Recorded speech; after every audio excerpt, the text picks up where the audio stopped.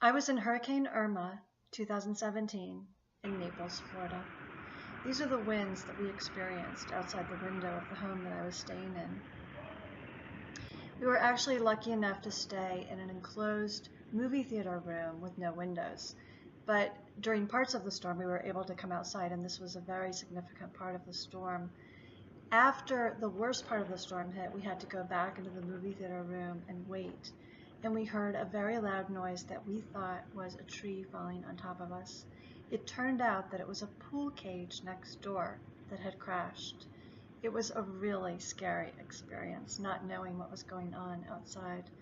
I can only imagine how people felt that were in homes that were blocked up with shutters or didn't have strong homes to be in. Fortunately here we have homes that are very well built. The major problem here, of course, was trees falling down, including on some people's homes and pool cages. We were quite lucky because we had minor roof leak and some tree damage. The pool cage, however, was completely fine. In some ways, the hardest part of the storm was the aftermath because we were without power for 10 days. I've never experienced anything like that in Florida, where of course it was climbing into the 90s and humid and felt like 100 degrees.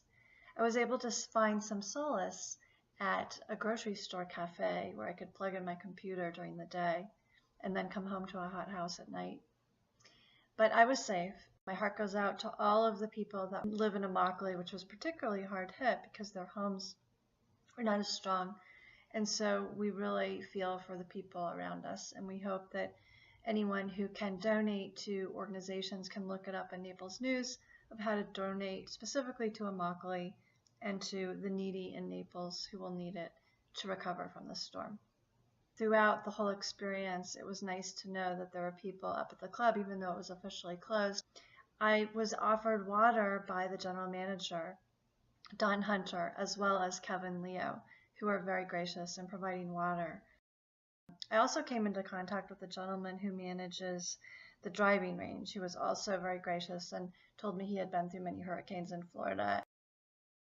The guard gates were also really nice and kept us informed about FPL and what was going on. And I even took the opportunity to send some tweets to FPNL and some other people just to let them know that we were anxious to get power and certainly air conditioning, but Mercado was the only place I could find that had power.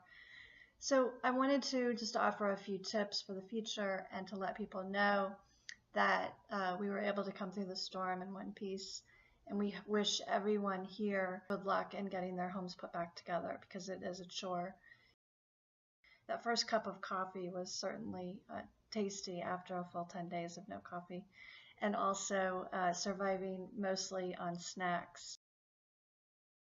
Thank you so much for watching, and you can subscribe to my channel, A Career Expert on YouTube. I'm Sandra Rupp. I have viewers in 168 countries. Many thanks.